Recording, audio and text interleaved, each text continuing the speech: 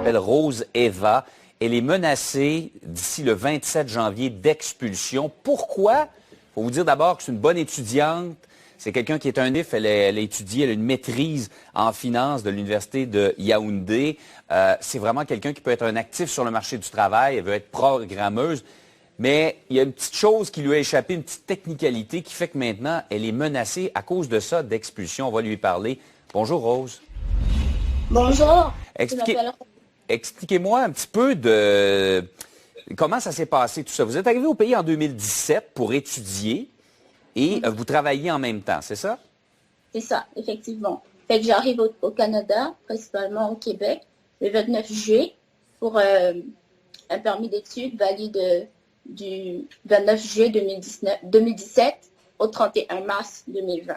Fait que mon programme d'études étant sur 6 sessions étalées, d'ici septembre 2017 au 20 décembre 2020, j'ai commencé mon programme d'études où j'ai étudié à temps plein et dans le but de m'imprégner du marché québécois, vu que je n'avais pas d'expérience, je me suis trouvé un job dans un magasin de linge.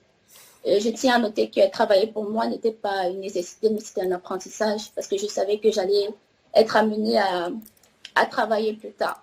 Fait que mes études étaient censées finir ce 20 décembre, justement, mais moi j'ai fini le 17 septembre. Fait que courant décembre, justement, je me suis rendue à la frontière pour établir mon permis post-diplôme. Là-bas, on me notifie comme quoi je vais être expulsée pour avoir travaillé sans permis. J'étais étonnée parce que, selon moi, mon permis d'études, il expirait le 31 mars 2020. Et puis, normalement, j'étais censée finir mes études le 20 décembre 2020, mais j'ai fini un peu plus tôt. Fait que moi, je pensais être ouverte encore par mon permis d'études.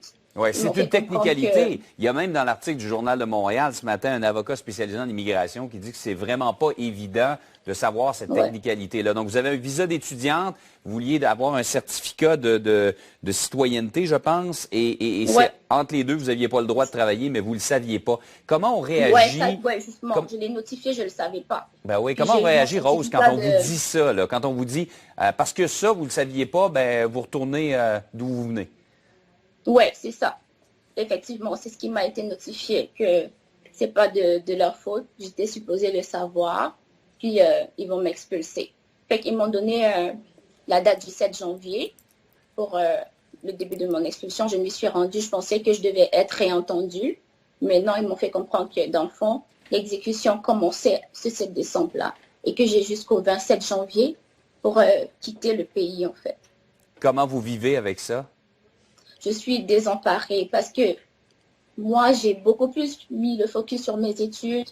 Je quittais de Saint-Jérôme pour Montréal. Je faisais des 5 à 4 heures de route par jour. Je travaillais à temps partiel dans un magasin de linge parce que je voulais vraiment avoir cette expérience-là. Je ne savais pas que ça allait me causer du tort plus tard. Je ne savais pas. Je suis vraiment... un investissement a été fait. J'ai perdu mon papa à l'âge de 20 ans. Ma maman, suite au décès, a réuni les fonds pour me faire venir ici, un montant de 44 000 $. Et je payais 5 400 à 6 000 par session. Un programme que j'ai validé avec succès. Je n'ai pas obtenu moins de 80 dans mes moyennes. Je ne savais pas qu'en continuant un job que j'avais commencé en 2018, ça allait me poser un problème. Ouais. Ma famille est ici, j'ai ma soeur qui me soutient, mon beau-frère, mes neveux, ma maman est malade. Vous avez des liens avec notre société, vous avez de la famille ici, vous parlez français, vous êtes qualifié, vous avez étudié, vous êtes bonne à l'école. Pour vous dire, je reçois des messages des entreprises dans mon LinkedIn qui veulent m'embaucher, mais je n'ai pas le courage de leur dire que je suis sous le coup d'une expulsion. Parce que c'est justement pour ça que je suis allée à la frontière, parce que je savais qu'avec mon permis post-diplôme, je pourrais aller travailler à temps plein. Mais là, je vais recevoir des messages et tout, j'arrive pas à répondre. Est-ce qu'il vous reste des recours? Est-ce qu'il vous reste des possibilités d'éviter ça? Malheureusement, selon l'immigration, non. Mais j'ai essayé d'entamer certaines procédures avec l'avocat, mais nous sommes vraiment les mains liées parce qu'ils disent que le délit est large et travailler sans autorisation, on ne peut pas la seule personne vraiment qui peut renverser cette décision, selon moi, c'est le ministre de l'Immigration. C'est tout. On en appelle au ministre de l'Immigration afin que le bon sens prévaille. Vous avez vraiment fait tout dans les normes. Vous avez juste une technicalité dont vous n'étiez pas au courant, que vous n'avez pas respectée. Et je suis désolée, j'ai fauté à ce point. Je n'ai pas forcément eu la bonne information parce que je focusais juste sur mes études. C'est tout. Si j'ai fait cette vidéo, c'est pour que tous ensemble, nous puissions nous mobiliser pour le cas de Rose-Eva. Nous en appelons au ministre de l'Immigration pour qu'il puisse se pencher sur le cas de Rose-Eva afin qu'elle puisse rester parmi nous. Nous espérons et nous souhaitons de tout cœur que le Premier ministre permettra à Rose-Eva de rester ici au Québec et au Canada parmi nous. Sur ce, je vous remercie.